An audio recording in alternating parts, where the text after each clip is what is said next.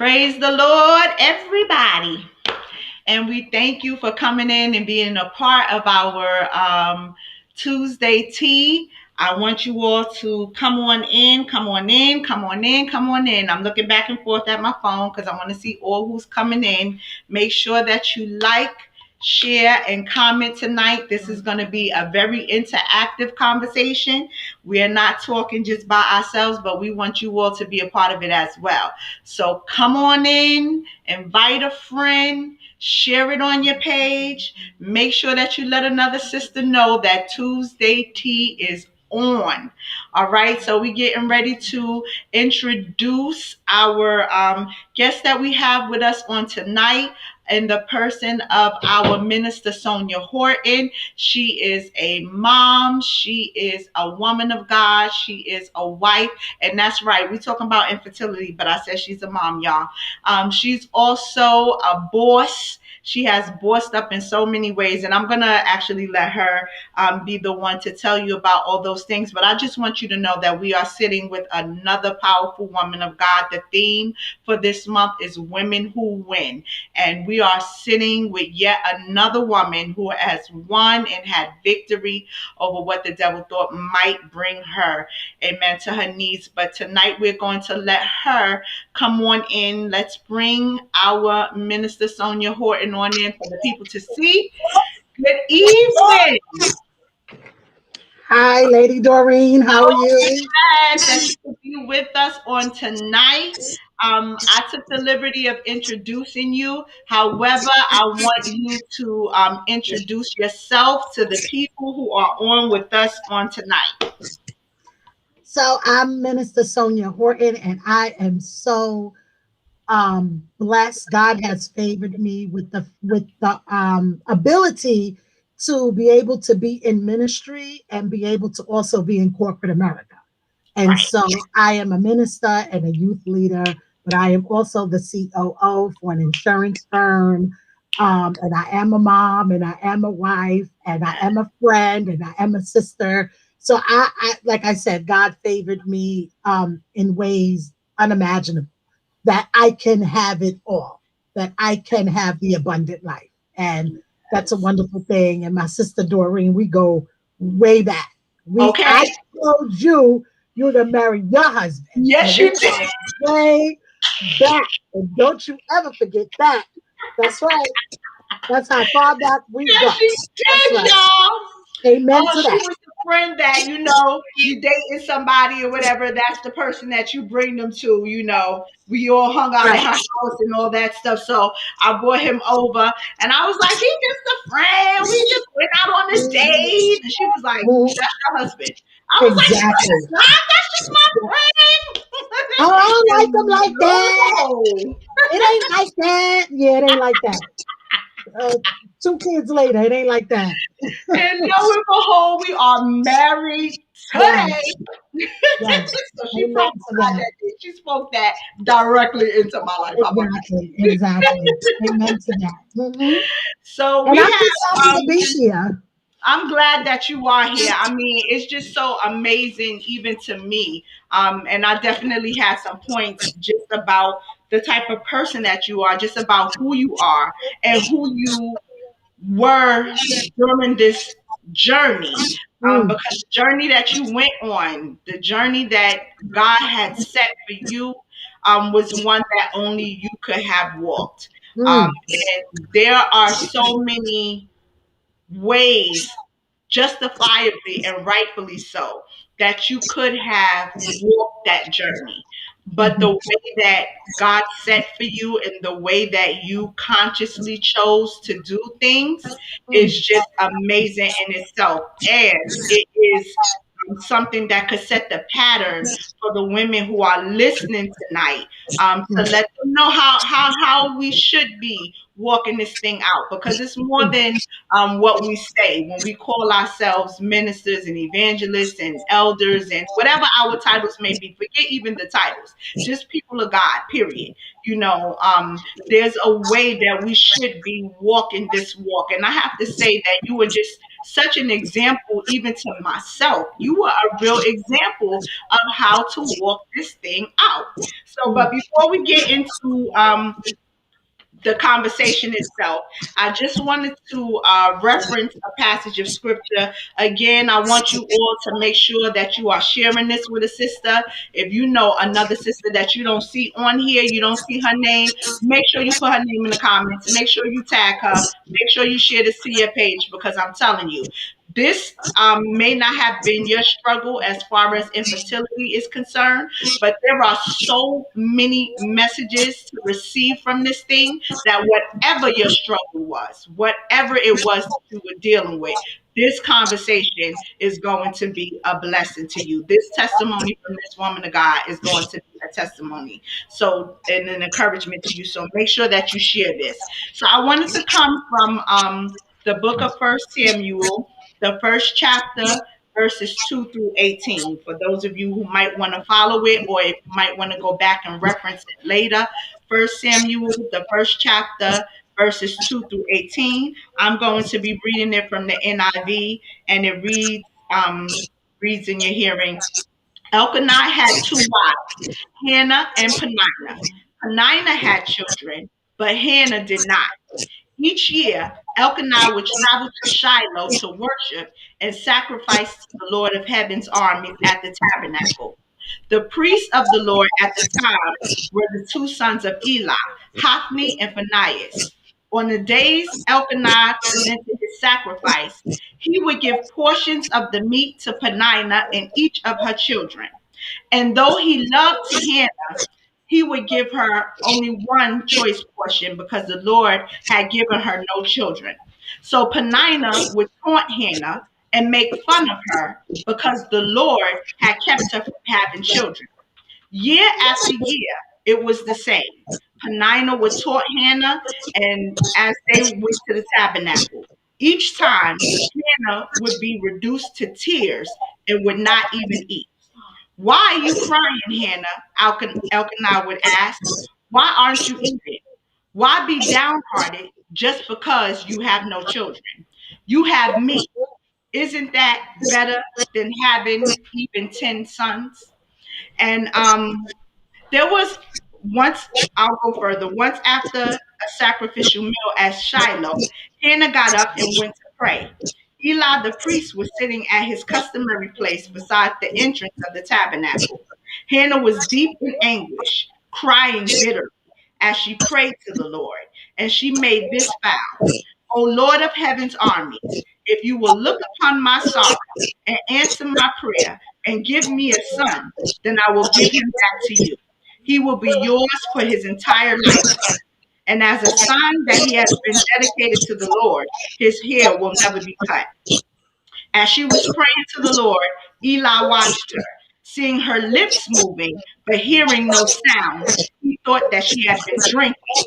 Must you come here drunk? He demanded. Throw away your wine. Oh, no, sir, she replied.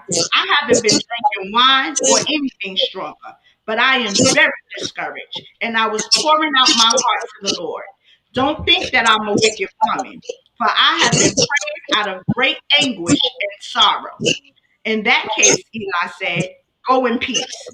May the God of Israel grant the request you have asked of him. Oh, thank you, sir, she exclaimed. Then she went back and began to eat again, and she was no longer sad. So, in this passage of scripture, it was just so many things that um, I noticed from it. First of all, we know, as it says, that Elkanah had two wives, Hannah and Peninnah. Hannah being the first and the oldest, and Peninnah being the second and probably the younger one. And we say probably younger just because of the way that Peninnah carried herself and the way that she acted through the whole thing. It would seem as if she was probably a younger woman. And so, in their culture at this time, generally for that culture, they were allowed to get a second wife, and usually they did so when they thought that the first wife was not able to have a child. So he has these two wives, and the first prominent thing is that, of course, Hannah was childless, but she was more loved by her husband than Peninnah. He loved her more than he loved Peninnah. Although she was the one who was able to have children, he loved Hannah more. So now when Elkanah would go every day to worship and make his sacrifices, he would come back with portions of food and meat that he would give to his family. And so he would give Peninnah a portion for herself and her children.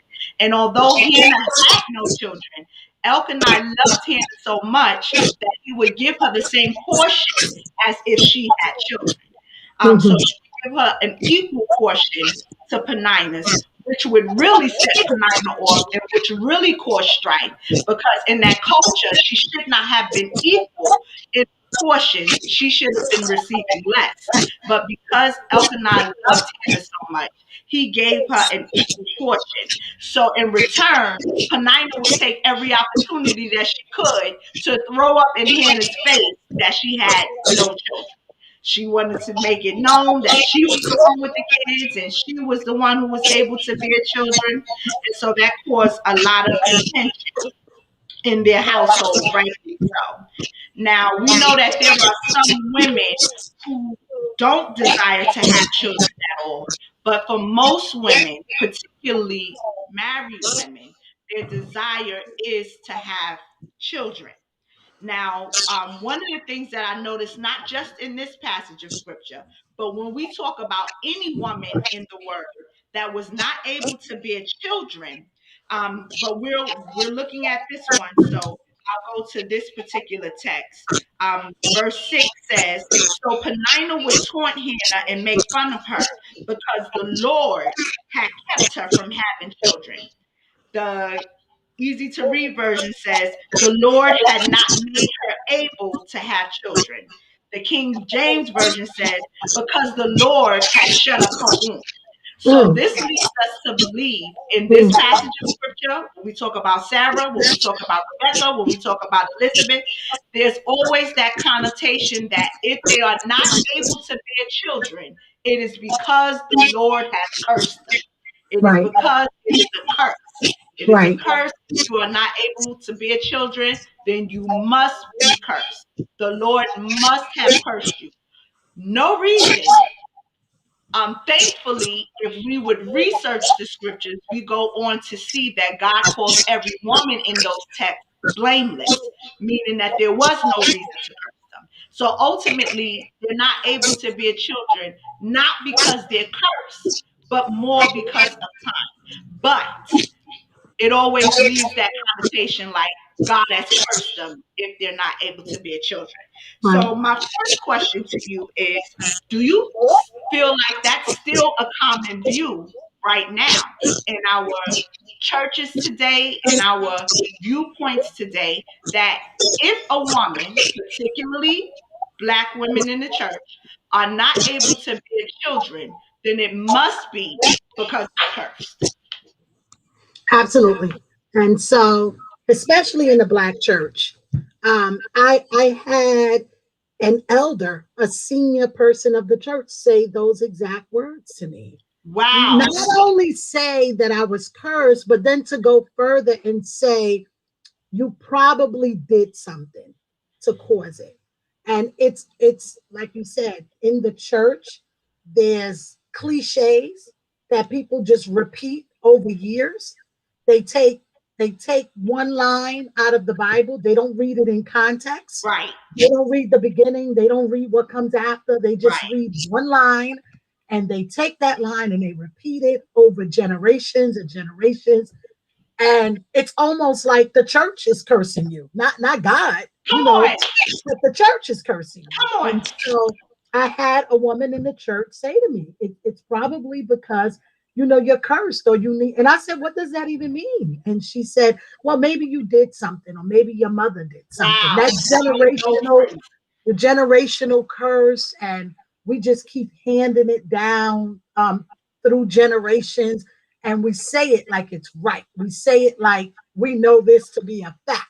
Mm. And unfortunately, it in the Black, because if you look at the whole picture, it's almost unheard of. It's an anomaly that Black women can't have children, right? That's true. People feel that Black women just have a whole bunch of children Come all over on. the place with a whole bunch of people all over the Right. place. They just Right. dropping kids. They Of just having course these we could birth kids, out having babies. that kid, just all over the place. So when That's you what we look do. We birth out at, babies. we just have a whole bunch of kids.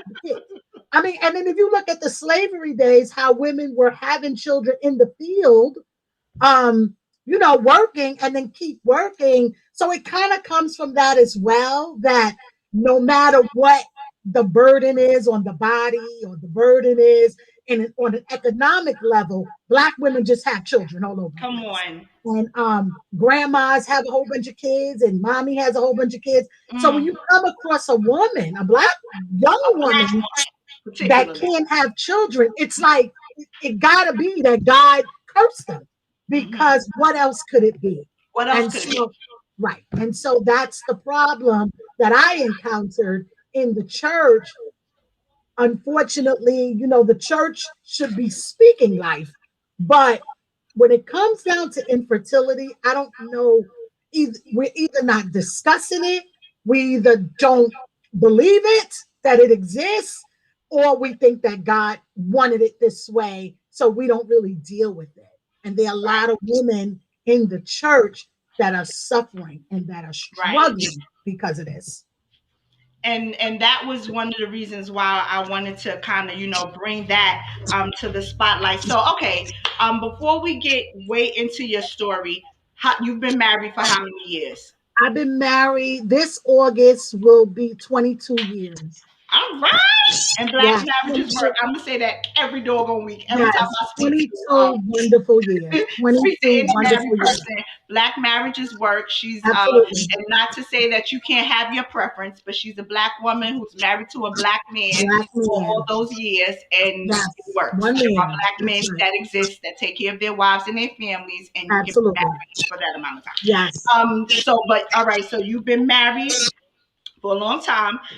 When would you say, at what point in your marriage did you feel like you wanted to start a family? And this is a twofold question. When in your marriage did you feel like you wanted to begin a family?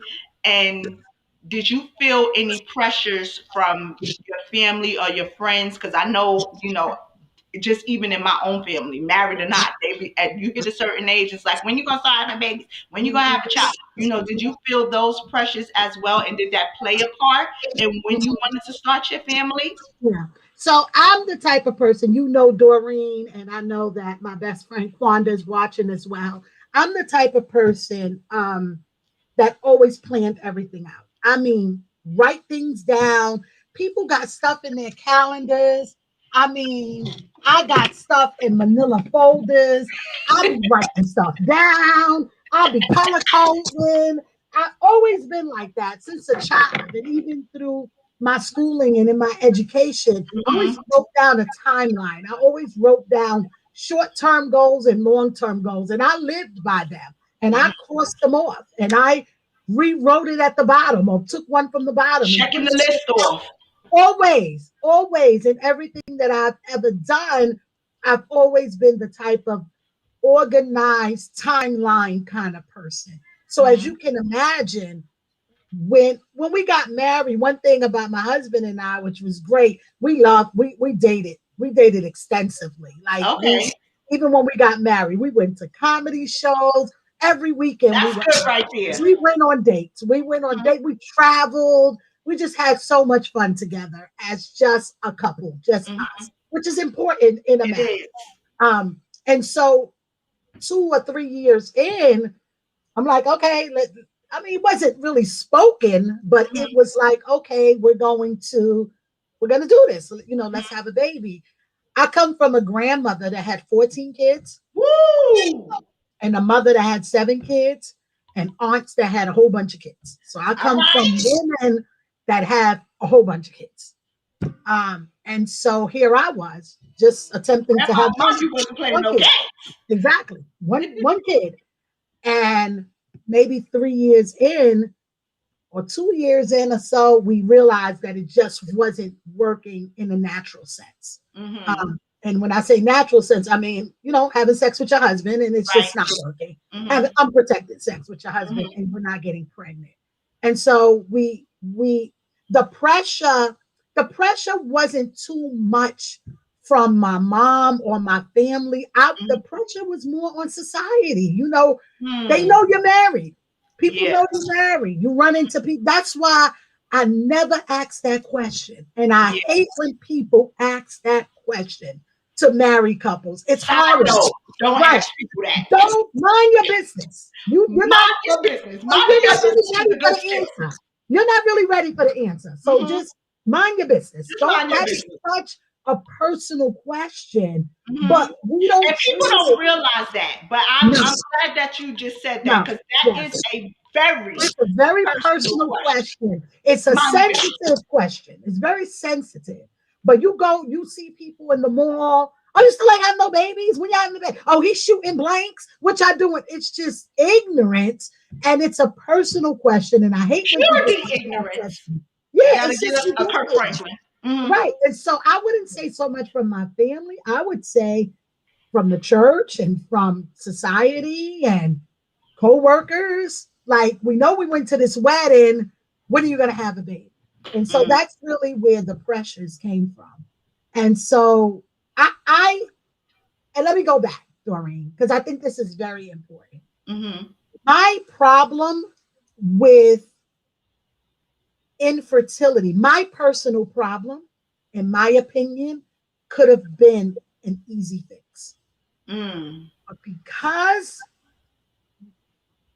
for whatever reason, old school mothers deal with things differently. And Come so on. I was a kid who got my period at 12, and it was highly irregular. It Mm, was, you bleed for 2 months, then you don't get it for 3 years. right. Then it come back and you're clotting and you're just bleeding out, and then you don't see it for 5 years.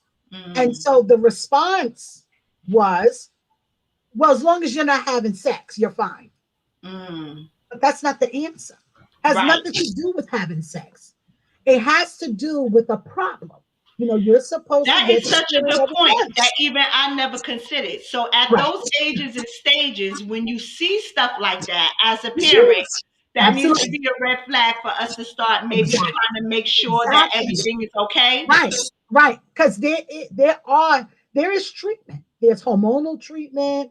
There's birth control treatment. There's different treatment. It's not just don't have sex. Hmm. Because what happens physically, something is happening and something is broken.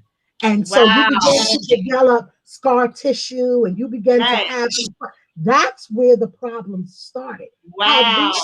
rested whatever years ago, when I was 12, 13, 14, 15, I don't think I would have had all of these Wow. years of infertility. And so now I know, as a mom, I'm watching my daughter Right.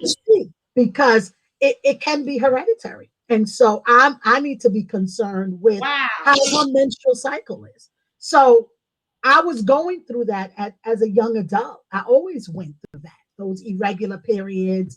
And so Hmm. when I went to the doctor, that was the first thing he said to me. He said, we can't even pinpoint your ovulation cycle because you're so irregular. Mm. And then when they took a further look, they saw that there was a lot of scar tissue because the bleeding goes somewhere. Right. It's somewhere. So Hmm. it's in your reproductive system, and it's like lining it, and it needs to come out. So Wow. um very interesting. Yeah. I have an older mother. She never went to the gynecologist. It was just like, don't have sex.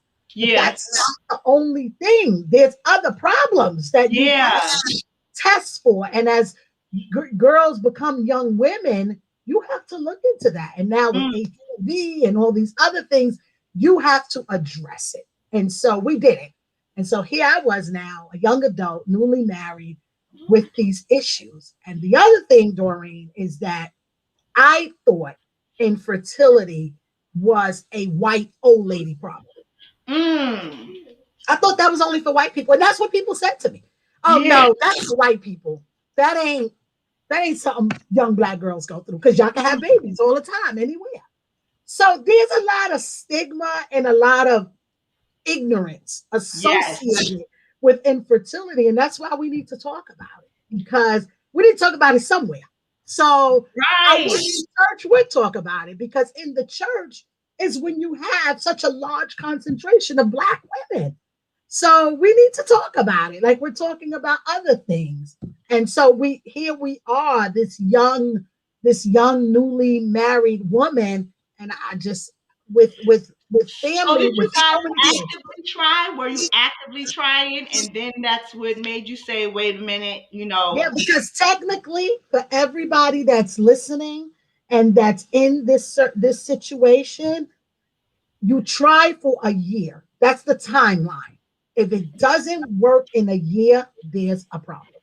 There's a Got problem. That should be your timeline. You shouldn't keep trying for 6 years just regular. Something is not right. You give yourself a year to actively it. Yeah. engage, then you and your mate need to go get tested because it's not Wow. normal for it to go past a year. And so these are things we don't know because we don't You talk just don't about. know, because I wouldn't have known that if Right, wouldn't have said it tonight. So I'm right, sure right, that there right. are many women out there tonight, Mhm, that would not have known that. And so I'm right. glad that we are definitely Mhm, getting into the depth of this mhm, conversation. So did mhm. you knowingly keep that timeline? Did you try? Was that about how long you tried before we, you? we tried a little longer, and Okay. then when we went to the first doctor, we were with the first doctor for a few years. He said he was a specialist. He promoted himself as a specialist, but he wasn't really a specialist. He was just a GYN doctor. So Okay. that's another thing. If you're having problems, you go to the GYN. Once we pass that year, even going to 2 years, you got to move on from there if you really want to have a baby. And Right. if age is an issue for you, you don't have that kind of time. So you want to get with a specialist, a fertility specialist, which is someone totally different from a gynecologist. And so, And in that, did you during this time, that you're deciding, okay, we've tried it naturally, it's not working. I'm going to go and see someone.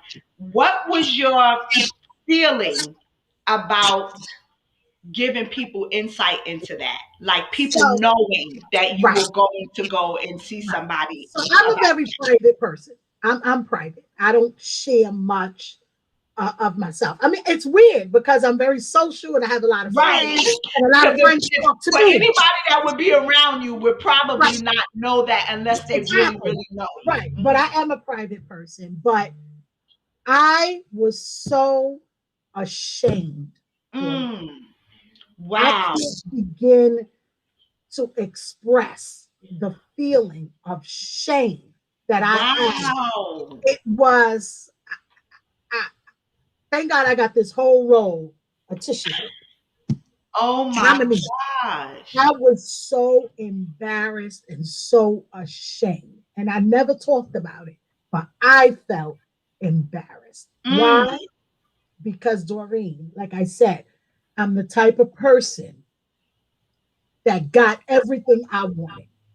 Everything I wanted to do in life, I did. Yeah. How I wanted to do it and Mm-hmm. when I wanted to do it. My Mm. timeline was on point. I knew when I was going to graduate. I knew when I was going to get married. I Mm. knew it, and it worked out according to that. But Mm. when it came down to this, and you said to me, Doreen, years ago, I will never forget what you said to me. You said, maybe it's because you've done everything on your own, Mm. and now this one thing you're going to need God to do. Mm. And I, in my mind, I cursed you out so bad because I ain't want to hear that crap. I ain't want to hear that crap. Like nobody want to shut Don't up. nobody want to hear that. Nobody want to hear that crap. Nobody care what you're saying.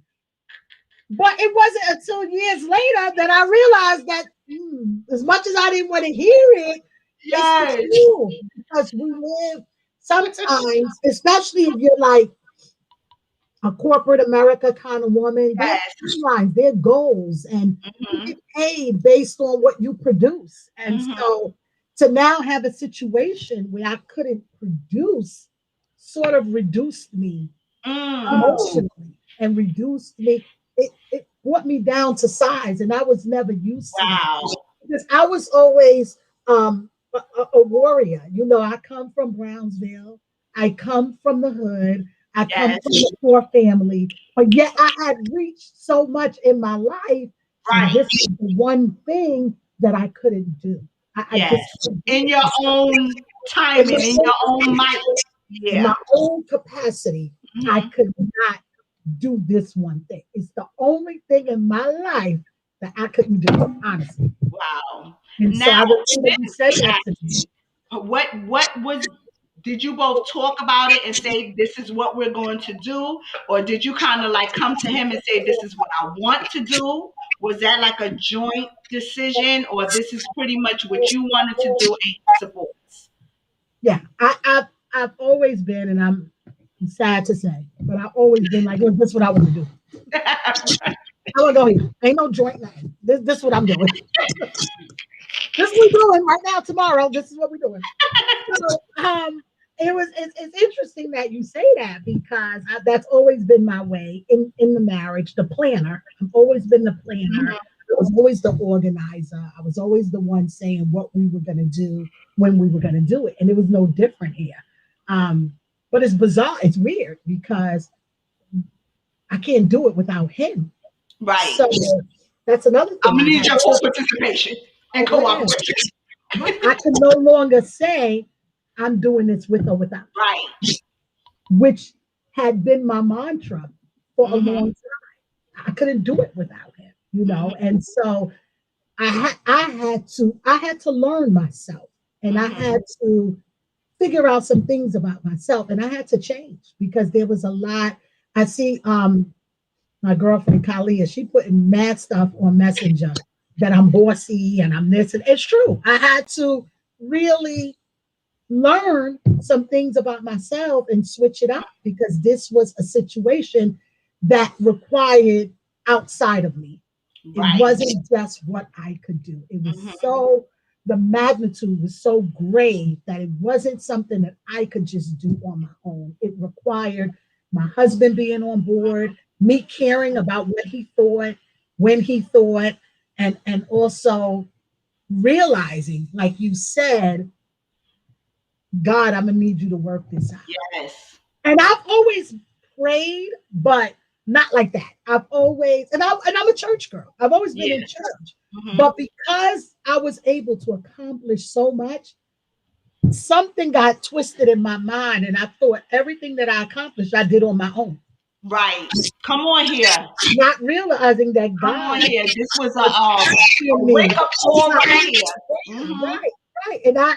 And I could admit it. It took a while for me to get Yes. here, but to truly admit, I thought I graduated from college on my own. I didn't graduate from college on Right. my own. God was carrying me all Hmm. these years, and even in my career, I didn't do that. I was quick to say I did this on my own. You know what I Yes. mean? Hmm. But I didn't. The realization that God had been walking with me all along, and now He really needs to reveal Himself because this is something that I just can't do. So the stigma of shame, and Mm. I told my girlfriends, they always laugh at me. I used to tell them that I felt people were laughing at me. Mm. I really felt people were laughing at me. I Wow. really felt that people, this one lady said to me, maybe you can't have a baby because you got a good husband. So in her mind, Really? God can only do one thing. So but this is church If you got people. a good husband, then that's it. You can't Nothing have a else kid. is coming. You can't buy a house. You can't do nothing else because you got a good husband. And these are church people. Mm. And the stigma of you did something wrong, you don't deserve it. Mm. You don't deserve it. You Hmm. think you all that. So what? You got a degree, still can have a baby. Ha ha ha. Good for you. These are the things that I was feeling Mm. inside.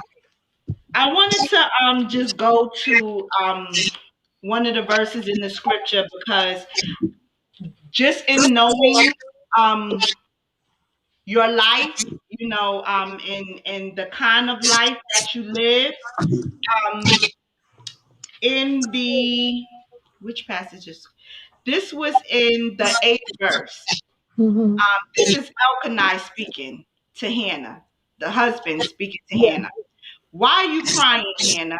Elkanah would ask, why aren't you eating? Why be downhearted just because you can't have children? You Right. have me. That's Isn't it. that better than 10 sons? That's So it. just because of, who he was, what he knows that he provides to her, the kind of lifestyle that she lives because he's well off, and he's Yeah. like, you got a husband that loves you more than he loved his other wife. That's Yeah. providing for you. You're living a certain type of lifestyle to where you don't have to want for anything. You don't even have to have children to get what you got. My That's other it. wife has to have children to get what she has, but you don't even have to have children to get what you have. And with everything that you have and with the life that you're living, why you sad because you can't have no kids? Isn't Right. that more than enough for you? And so Exactly. that's bringing me, just to knowing what kind of person that you are. During this time, people see you with a good husband, a good career, you have a house, and not for nothing, but at your age at the time, and when you got married, people wasn't getting married and just buying homes like that and whatnot. No, we bought the home And that so same year. yeah, and so things of that nature. With I'm wondering if that made certain people, certain families, certain friends say, "Well, why are you so pressed to have a baby? That's it. Why are you so That's passionate absolutely. about having a baby when you got Mhm. all this other stuff Got going? all this Who other cares stuff. if you don't have a baby?" So just like with Hannah, and it's not that her husband was trying to be a jerk. He really loved her. He Hmm. loved her more than anybody, and even the person who loved her the most besides God could not understand why Not she was understand. pressed with everything else that she had.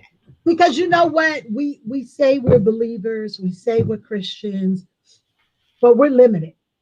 Mm, That's why you gotta know God for yourself. come on. You just can't be listening to what everybody's saying. Because that statement, oh, you got me, or you got a good husband, what it does is it puts God in a box. So God can only do a few things. But the Bible is clear. He can do all things exceedingly and That's right. not just one little thing, not just, oh, because you got a house or because you got no. All right, you got a house, you got a husband, you got 10, you could get 10 kids, you could get this, you can't. God, that's the God we serve. Come on. But people are limited, and also people see the limitations in their own lives and they project that onto you. Come So on here. during this Wait a minute. I gotta period, sit my tea on that. exactly, during Mm, this period, this journey, there mm. wasn't many people that I could speak to because no one, I never met anyone in this situation. And I had somebody say to me, what do you want kids for? They're so freaking annoying. Wow. Like, people say all types of things. She said that because her kids are annoying. But they ain't got Mm. nothing to do with me or my Come on kids. here. People project all this stuff onto you. And if you're not careful, it can get into your spirit. If Yes, you're not careful, sir. you need to know a journey like this, a You situation like preaching the this. entire sermon Yeah, right you need to know exactly who you are and whose you are. And I'm not being preachy or nothing. I'm the roundaway girl. I'm just saying you need to know exactly who you now. are and the Child. God that you serve.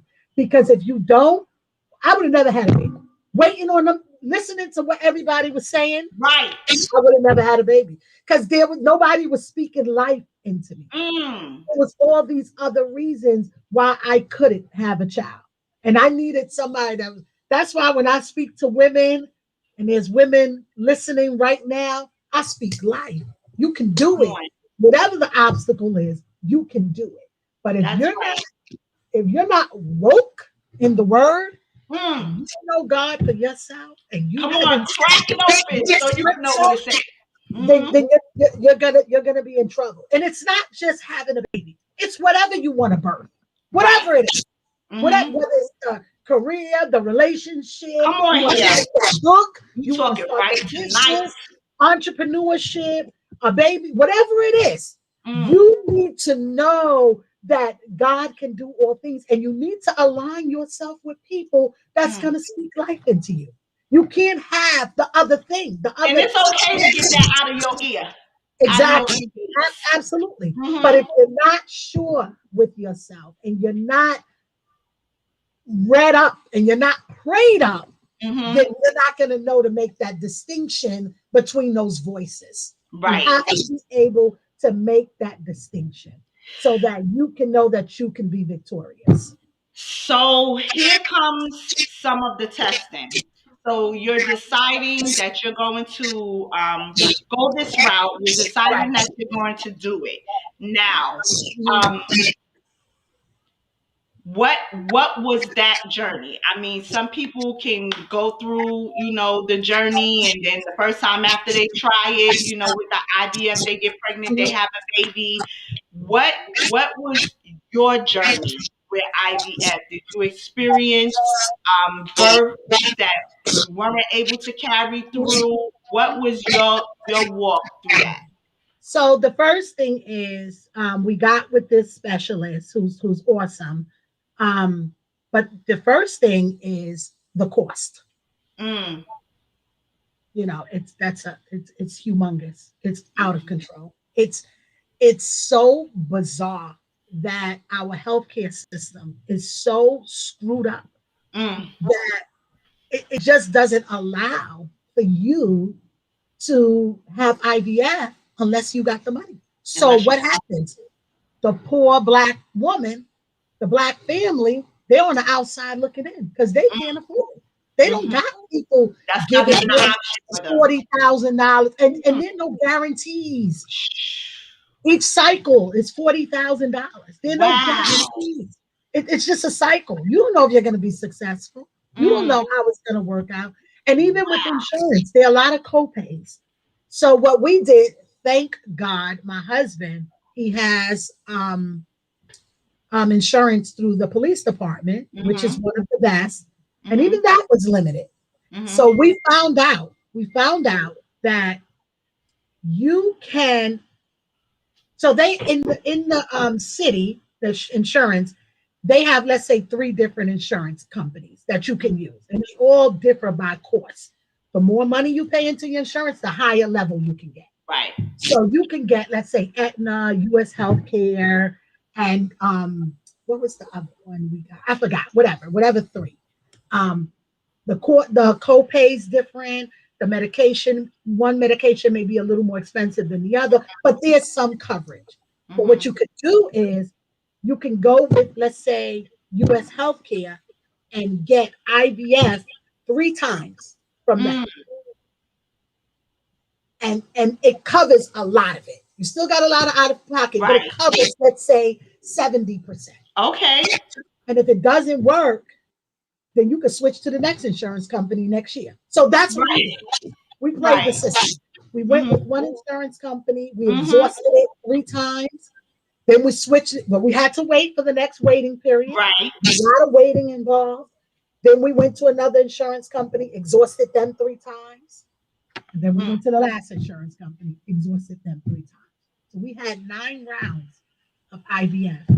9 rounds. Woo! The norm, Nice. the majority of people go 2 rounds, and then they're successful. Wow. 9 rounds, 9 rounds of IVF. 9 rounds. Each round, it's extremely difficult. It's extremely taxing on the body. It's And your going to, emotions, I'm sure. it's terrible because you still have to live. I still have to go to work.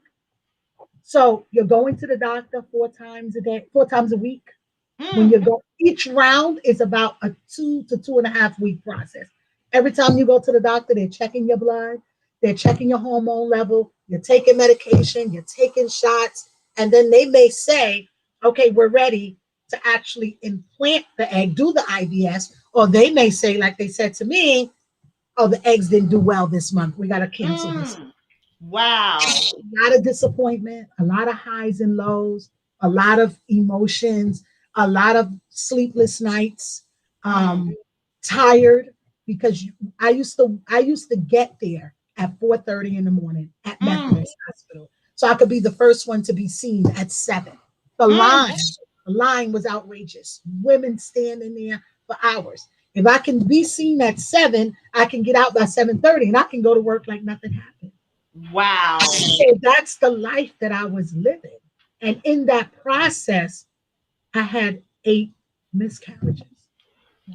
Wait, say that again. In that process of 10 years, I had 8 miscarriages. Wow. 8. Now, I have to just say this. I got to put this out there because I know you, because I was there during part of your process and everything. Women of God, this is one of the points that I wanted to bring out. One of the points that I was speaking of earlier that I said that I wanted to bring out just because I know this woman of God and the way that she decided to walk this thing out. This is what I was referring to when I was saying that she could have justifiably walked this thing out a certain way, but she made a decision not to do it that way. She could have been, and I'm sure emotionally on the inside, maybe you were, at points angry and disappointed and things like that. But let me tell you Mm, how faithful God is to those who, even when they are going through a trial such as this, can still have the capacity to celebrate somebody else, mm. That's the to other thing. not hate on Mm, somebody, mm. to not be envious of somebody else who might have what it is that you want. That's it. I have never, and I'm not talking about what I heard, I'm talking about what I witnessed. And I'm talking about what I witnessed during this time that she was having these miscarriages. I have never witnessed somebody throw people so many baby showers Mm, in all of my life. mm, This woman has the trophy for the amount of baby showers that she has thrown, not after she was able to conceive. I'm talking about during the time that she was going through these miscarriages and mm, going through these process. You let her get wind that somebody is pregnant and she throwing you a baby shower. mm, Okay? She was throwing baby showers for people. She was bringing people, me, y'all, clothes for their children, and all kinds of things while she was going through this process, while mm. she was experiencing miscarriages. And this is about to make me cry because that is not talking the talk. That's walking that thing out right there. And I will say that when you were going through it, my prayer was always that God was going to bless you with a baby or whatever. And I know that it didn't feel like it to you at the time. And my heart went out when you were experiencing miscarriage and when you were waiting to see what was going to happen. But I tell you the truth on everything right now, I always believed that God was going to allow you to give birth. I never thought that it might not happen. I felt like it was, a process and it was taking time and it might not have been happening right then, but I always believed. And that was just simply based on your walk. My thought process was that it was in no way in the world that God was not going to give you a child. It just it wouldn't have, nothing else would have made sense to me except that God was going to bless you to be able to conceive. Well, I Because got you there are believing. many women that get real sour over one miscarriage, over two miscarriages, that get real sour and can't even be around other people that have children or be around children or whatever, let alone going all out like that. The way that you would go out. I'm telling you, if y'all could just know a lot of the things that she did for people and did for their children during the time that she was experiencing it, then you would really know what I'm talking about. But this was walking this, you, that had to be a process. It was first of all, Doreen, I'm glad you believe that because I didn't really believe. Not I that I know. didn't believe it. There were some days I believed it, and there were some days I didn't. But I'm glad you kept the faith Yes, because that's good. I, God spoke to me. In verse 16 it says,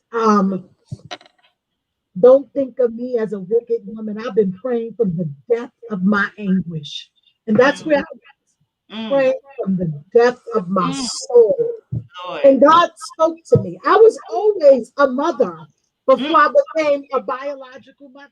right. I, I've been a mother for years. Like somebody's godmother. Mm-hmm. I've mothered kids all over the place. I've Mm-hmm. had a love for children. I've had youth groups. You like you say, you having a baby. I'm coming through. I'm coming to the Yes. hospital. I've always been a mother. And I think that Quanda, my best friend, she'll say, and God saw that, right? Yes. God saw that. Yes.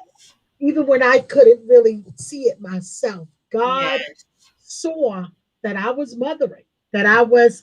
The interesting thing is that, and you got me crying, Doreen. I know. I never forget, in one of the one of the miscarriages, um, the same day I miscarried was the same day that a young lady threw her baby out the window in the Bronx. I'll never forget that. I'll never forget that. It Oh was the my same day. I gosh. came home from having a miscarriage, and it was on the news. And Mm, those are the things I struggled with my spirituality. Because for the life of me, how do you reconcile that? come on, this is real talk right here. How do you This is real how do feelings you right here. pray about that? How do you talk about that? Who do you talk to about that? Here I am I'm thinking, so glad that you go in here because yeah, sometimes we try to act like we so super safe that we no, don't have these yeah, kind of real feelings. This no. is real talk right here. Thinking I'm married. Not that I'm perfect, but Yes, I'm I pretty decent. understand. I'm pretty Hmm. decent. Loving people, loving kids, helping kids. Married. I'm Mm, married, mm. and I can't have a child. And on the day that my child My dies, God. another person is throwing one out the window. My God. And then we're supposed to just act normal and go to church on Mm, Sunday and just act normal. There's no normalcy in that. There's no reconciliation in that. mm. There's no explanation about that. It's very difficult to deal with that. Very Nothing difficult. about that makes sense. It doesn't make any sense. My neighbors, they were young girls, 16, 7, having babies year after year. Mm, And so when you look at that, you look at yourself, then maybe I am cursed, right? mm, That starts to come back to you. Maybe mm-hmm, I did do something wrong. Maybe it is that I got a good husband. So you start to go back to those places that you don't want to go mm-hmm, to, but mm-hmm, humanly, you're there.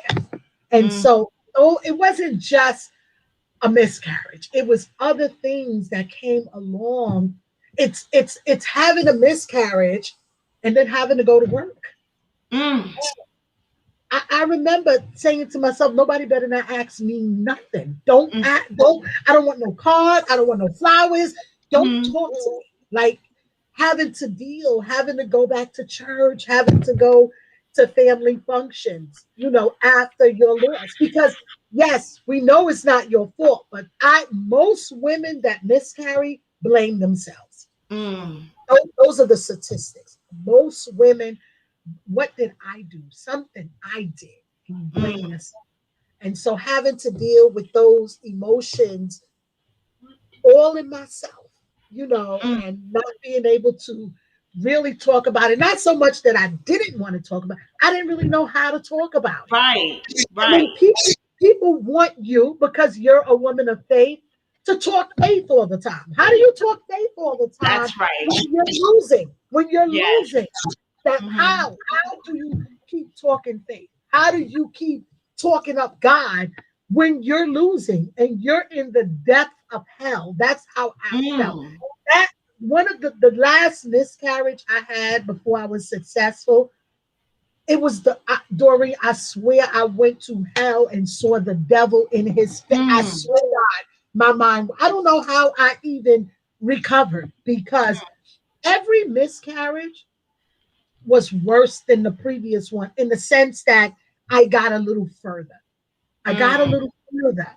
And Went a so little this longer. one, yes, this one we were 5.5 months. And so Mhm. we were You there. had a Like, little bump. we were there. Yeah.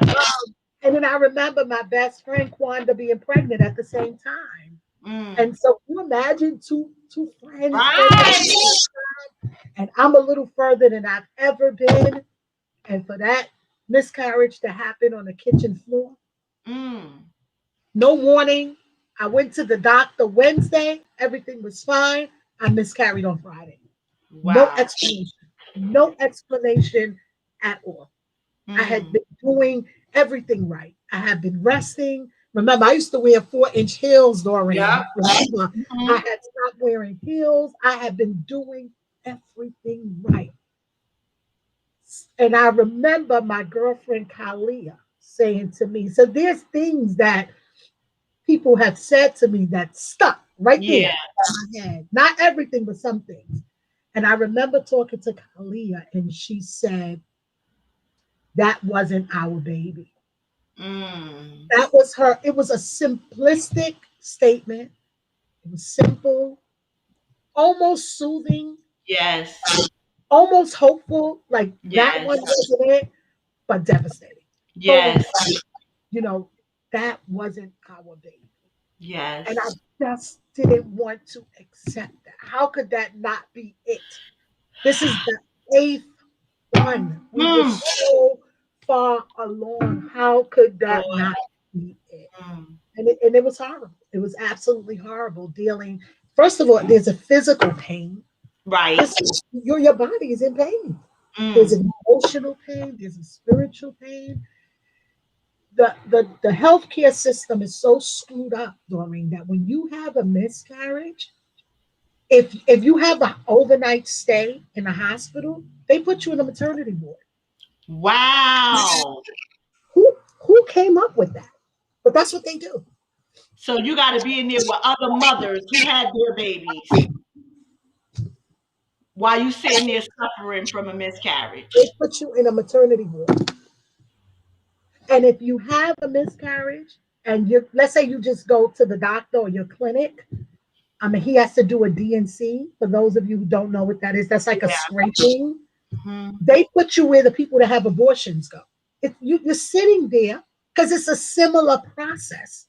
It's the Mm. scraping. It's a similar process of an abortion. So you're Mm. sitting there with women. I never forget this one woman who was like, "Oh, I hope this doctor hurry up. When I was here last time, it didn't take this long." So you were here before. Right. You were Like here, and it's you talking nothing. online, Like and you it's talking nothing. online. She was like, "Oh, because I want to go to Macy's," and he. This is how she was speaking, sitting there, Because and it's nothing for you to get rid of it. I'm not judging you.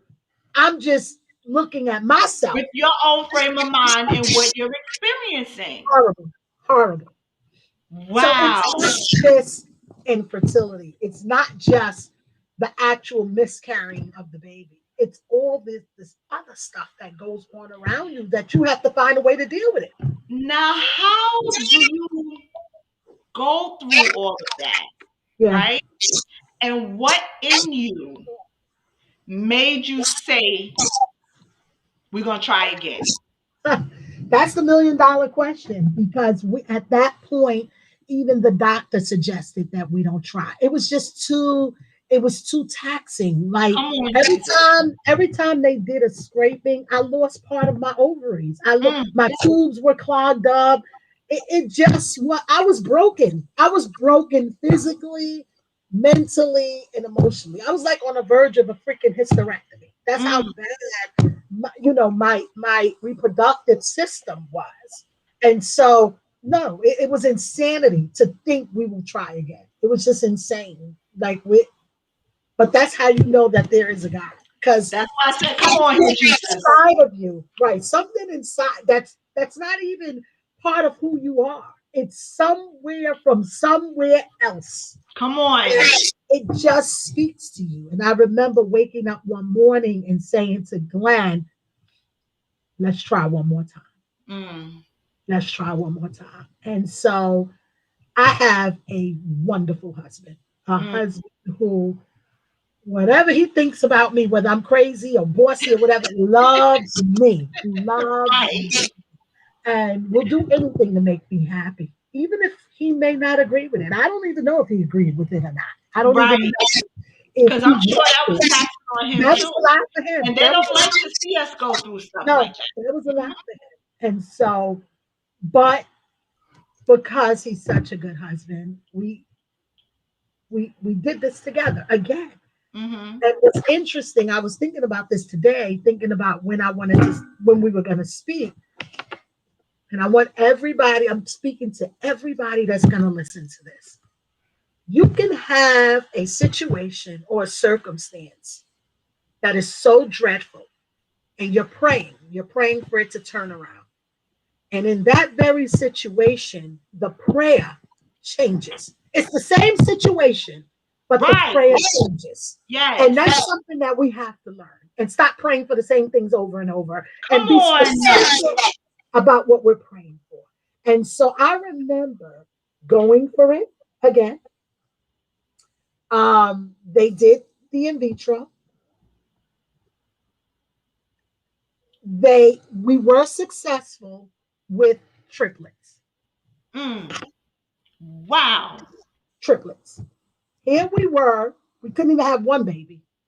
And that last in vitro round, we were successful with With triplets. three. Great. And so the doctor was very concerned because he knew my situation. He knew you can't even hold one baby. How are you going to hold three? Like, this is going to be tough. But let's see what happens. And then prior to actually doing the in vitro, I remember thinking I have to be specific in my prayer. And so my Mm-hmm. prayer was that God would open my womb. And that's Mm-hmm. all I prayed. That's all That's I prayed for weeks. And God, just open my womb. Just open it up so that I can receive life. Open my womb. Open my mhm. womb. And God did that. Oh, he Open- did. oh, he opened it. Right. And got um, three babies, triplets. But they noticed right in the very beginning that out of the three, one of them was extremely small. The sac was small. And so they were like, this one is not going to make it, which was still good. Okay. And that's what happened. Within 6 weeks, that C sac sort of disappeared. It Mm-hmm. absorbed into the pregnancy. There was Okay. a little bleeding, but not a lot. But there was still two Mm-hmm. left, Mm-hmm. which was great. By the 8th week, the B one was looking a little abnormal, wasn't the same size of the A. And the problem was, the doctor was like, if the B1 wants to go, it can go. We're still good. You got one more. If you can imagine, A was here, B was here, and B was pulling A. Ah. Dorian, I couldn't even believe it. I Oh couldn't. my It God. was the most bizarre thing ever. I can't even believe. I still can't believe it. I can't even explain Let me tell you, my husband is listening because he's doing production. He go, wow. it. It was pulling it. And so I'll never forget the doctor said, we've never seen this before. He's been a specialist for 30 years. He said, we've never seen this before. I don't care if the B sac doesn't make it, but it's pulling the other one. Mm. And I said, well, what can we do? What medication can you get? He said, there's nothing we can do. And he's a Jewish man. And Mm. he said, pray to Jesus Christ. I swear to God, he Come said, on here. forget that as long as I live. He said, pray to Jesus Christ. That's all you can do. Come And he's on a Jewish here. man with the yarmulke. And he said, pray. I know who He you need to be asking though. said, that's what you need to do. Go home and do that. And I'll see you in a week. There's nothing else you can do. Just Mm. rest. Try to be on bed rest Try not to be on your feet and just pray. And so that's what we did. We went home, Doreen. I swear to God, I prayed Jesus right out of heaven. I was a praying I fool. know that's I right. every breath, every moment that I realized I was breathing, I was praying. It was Mm. non-stop. It was just prayer, prayer. Praying God, without ceasing for real. yes, come on, God, you got to do this for me. And when we went back the next week, that one left, but the sac was intact.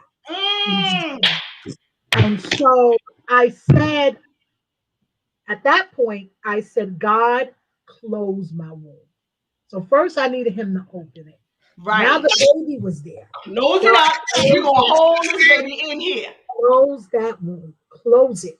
Because we can't, the way I've been in other pregnancies, it's going to come out. Because I couldn't hold the baby. I have what they call an incompetent cervix. Among other things, I have an incompetent cervix. And Mm. so what happens is that at 9 months, your cervix gets short in preparation for the baby. At 3 months, my cervix looks like what it would Wow. at 9 months. It's just Mm. was, it just was, I couldn't even believe it's like, God, I get it. I don't know why you're doing all of this because I get it. You Mm-hmm. don't gotta go that hard with me, God. I get it. I Right. get it. It was like Whatever every the lesson is, I have learned I it. got it. I got it. And I said, God, close that wound. And so they stitched me up. They did a cerclage and they put me on bed rest. Mm. We maintained that pregnancy all the way through. Mm. Mm. Mm. Mm. 10 years Mm. we were successful. We maintained that pregnancy with prayer, with the doctor's help, and everybody praying for us and just trusting more than I ever relied on God for God to see us Mm. through. And and that baby made it past 9 months. She didn't want to come out. And it's because God closed that womb up for real. And so when they removed the stitch, they remove it before you go into labor. So they try to plan it 2 weeks before. Yeah. They removed it, and I just knew that she would just come out. She's gonna come on out. Mm-hmm. 2 weeks later, she still ain't come out. It was like everything was like so, like I said, bizarre. That's the best word for me to describe it. But Oh my gosh. then she And came where out. that baby at? Samira. And when I think of her life, I get it. I Mm. get what the 10 years was. Mm. Because giving birth to this kid who's gifted and anointed needed to take that much time. Yes.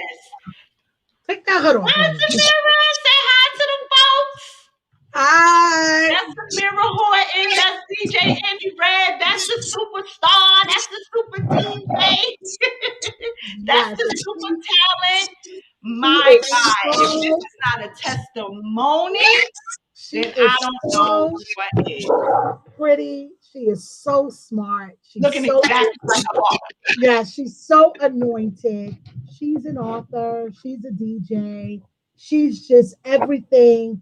Like I said, God said, I will give you exceedingly and abundantly. I will give you more than you can Mm, ever imagine. Just mm. trust in me. Oh God. Just wait on me. Wait. And it may be 10 years. It may be 8 years. It may be 15 years. Yes, sir. Wait on me. And you will see if I will not open up the gates of heaven and give you a blessing that is so out of this world. She's not regular. She's Mm, not a regular kid. She is exceedingly abundantly. She's God manifesting. When I look at her face, I see God. I see the face of God. And so I think back 10 years. I think back to all those babies. I think back to what Kalia said. That thought that other baby those wasn't the baby. ones. Wasn't the Mm-hmm. baby. Mm-hmm. And so I also remember, Doreen, one of the miscarriages. You left me a voicemail at work and you sang, sometimes you have to encourage yourself. And I kept it there for years. And I Mhm. would go back and listen to it as often as I can. And I want everybody to know here, encourage yourself. Yes, Sometimes you have sir. to encourage yourself. And Mhm. you have to know you do what something that church people don't really do that they should is I'm a firm believer that you do what you can do in the natural, whatever Mhm. that means. Go Mhm. to the doctor. Go to So the it's okay to therapist. believe God and see a Yeah, professional. exactly. Don't just sit there saying, I'm just waiting on God. You got to do your part, Right. whatever that means. Because faith without works is nothing. Mhm. So go to the doctor. Go get help. Do everything you can do in the natural, and God will do the Mm. supernatural. It Mm. is Mm. just an amazing relationship that I have with God, and it had to develop. It took a long time. I was so angry with God for so long because I felt like He had pulled the rug from under me, and I felt like He had cheated me, and I felt like He wasn't hearing me, and I felt like He was listening to everybody else and not me, and I felt like He was blaming me because I was successful in life, and He was like sort of blaming me for that, and He wouldn't give me the one thing that I really, really wanted. And so Mhm. I struggled with God, even in the midst of teaching Sunday school. I would show up and teach Right. Sunday Because we school. still function. I would show up and still mentor my youth group. I would still speak to other women and speak life into them and try to help them. In the midst of all of that, Right. I struggled with God. And Mm. I almost felt like a phony on some days because Mm. I was like, you know what, God, F you, period. That's it.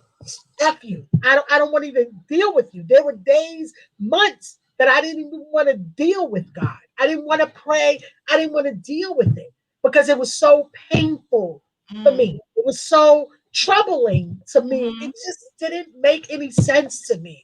And Yeah. so in those years, God developed me. He Right. developed me. And he learned, I learned him, and not that he learned me because he knew me. He Right. just had to bring me to a place of reverence and a Mm. place of bowing down to him. I was not Mm.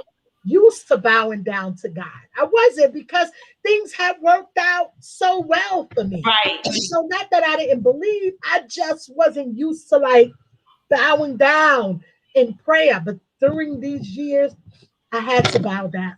I had to bow down. I had to give God the glory. I had to fight through it. I had to praise my way through it. I had to Mm. sing through it. I had to praise. I had to teach Sunday school through it. And Mm. so God kept me. He kept me when I should have lost my mind. Because that could drive somebody straight crazy. I should have And it lost has driven other people so crazy. many people, even Hmm. with half that stuff, would have been in the grave. In the Woo. grave. But God kept me. He kept me. He kept my mind in spite of it all. And then He said, I'm going to give you something that's so magical, that's so spiritual, that's so amazing for all your trouble. I'm Yes. give you this. And Yes. so we serve a God of victory. We serve a God Yes. that loves us. We serve a God that, in spite of what it looks like, God is still walking with us. There Mm. was looking at my medical records, there was no way No I way should that should have happened. Hmm. know it. If you And just even look in at that it, experience yes, itself. that's Hmm. right. If you just look at the records literally, and there's no God involved, there's no way that would have pointed to me having a healthy baby, a baby that went full term. There was just no way. It didn't Mm. look, the numbers weren't adding up. But we serve a God that defies all of that, Yes. surpasses all of that. That Sovereign. is right. That can Don't see need nobody's medical permission to do records. whatever he wants to do. Amen. That can look at the medical records and say, I can still do this in Yes. spite of what it looks like, Hmm. whether it's a disease or cancer or whatever it is. God says, I can still work this out in spite of. We just have to be. willing. We just have Kalia said, and you still cook Thanksgiving dinner. Yeah, I was still that first. Yeah, she was born a week before Because I Thanksgiving. know we was piled up on your house still a Yes. many a I day. mean, always, I still tried to keep the joy. I still tried to live as much as possible, but there was some rough nights there. But I tell you, you have to, not a little bit, not some, put your complete faith in God. Complete faith. Not just Well, here and there. Your complete faith, and put on the whole armor of mm, God so that you can be ready for these battles, because that yes. was a battle. That was People of everything God, was it's stacked no way against in me. the world that you can hear all of this and not be inspired, not be encouraged, not be feeling like you are fortified enough to fight on another day. And That's she it. has said it already. This might have been your struggle, or it might be another illness, or it might be just at the loss of something, period. God is a sovereign, faithful God. I mean, at the end of the day, this is living proof. This is a miracle. We pray to ask God for miracles, signs, wonders, and He is still in the business of miracles Yes, because it this is.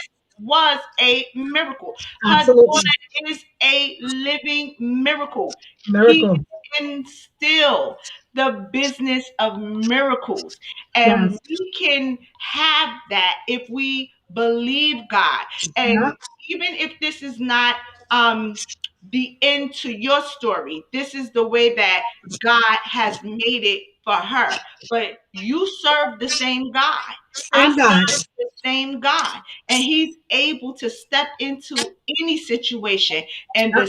same God that He was to her is the same exact God that He can be to you. Your path might go a little differently, your timeline might go a little differently, your journey might go a little differently. She mentioned that one of her girlfriends told her that that baby wasn't their baby. The one that he has ordained for her was the one that she was to have. And I'm saying the same thing to you on today. What you have lost might not have been what was for you. God True. may have something greater, even Yes. if it comes to you differently, even if it's by way of fostering, by way of adoption. What He wants you to have at the end of the day, that's what you are going to have. And what He Right. has for you in mind is bigger than what you could ever perceive in your own thoughts and in your own mind. But we Yes. have to be mindful that that is the type of God that we serve. We can't give up on God in the process. We can't be brought to our knees so much so in the process that we're just throwing in the towel. And I'm not saying that it's going to be easy. And you heard this woman of God take you through a walk in her journey. Not every day was easy. Not every day did she feel like, she was on the mountaintop. And I know this happened, but I believe God. Look, we go through our ups and downs in our journey. But as long as we can still find a way to stand firm on that, we're going to be all right. And That's so right. this was a true testimony. And I know I'm not going to say that I pray that it bless somebody because I already know that it is, because this is stuff that is unspoken. Look at that face. This is stuff that as Black women, we don't talk about. And so we wanted to make sure that we put this on the platform to talk about this, because people are experiencing it. We're just not Yeah. talking about it. And Yeah. so I'm glad that we were able to talk about it with a woman who wins on tonight, a woman who was able to get victory in her life because of the God that we serve. The theme is women who win. I'm talking to some winners on tonight. And when I say I'm talking Amen. to some winners, I mean you. I mean you that are listening, you that will watch the replay. You are a winner on tonight. You don't have to take Amen. the L. You don't have to lose Mm. to the game. You're a winner on tonight. You Amen. had someone that sat here and gave you a real testament and showed you what a miracle looks like. You are Mm-hmm. a winner on tonight. And so I want you to be encouraged. I have Sister Amilsa on the line, I want you to make sure that you go and check out my good girlfriend Melanie McGrew. She's a Mary Kay vendor. I want you to go check out her page. I'm giving you that $30 gift certificate that we have on there for you to be able to cash that in. You were on last week, you were on this week. I really would like for you to be one of those that have it. Make sure you go to Melanie McGrew's page, inbox her and let her know. I'll let her know as well that I'm deeming you one of the winners tonight. But I want you all to be encouraged by this. If you haven't already, share it to your page so that another woman can know that there is a such thing as miracles in 2021, and God is still a miracle working That's God. right. And I want you Mhm. to make sure that you share this because this is what we need to be hearing. Forget all the gossip and all. I'm not talking about that kind of tea. I'm talking about some real talk.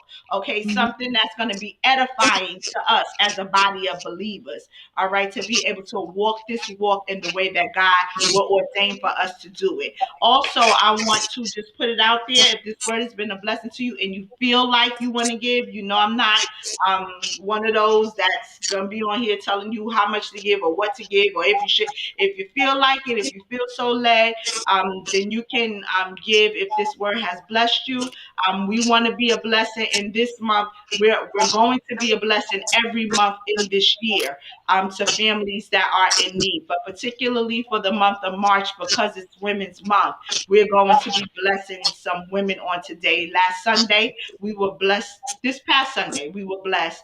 A single mother that we came into awareness of because not everybody is going to be in your church. It doesn't matter to us whether you're in the four walls of our church or just in our community. Just one of the young ladies in the community who's a single mother lost her job, and we were able to be a huge blessing to her on this past Sunday, and we want to continue to do that. So if this word has blessed you in any way, you can go to our Cash App, you can go to our Givelify, and feel free to be a blessing. And we're going to make sure that we are a blessing to somebody else. We're going to make sure that a woman is blessed through this ministry during the month of March because of your giving. And I thank you in advance for it. We love to be a blessing to other people. That's what it's all about. And you can make sure that if you have any other questions, maybe you didn't feel like you wanted to make it public, God is still dealing with you or whatever. I can tell you that Sonia is an open book. I have had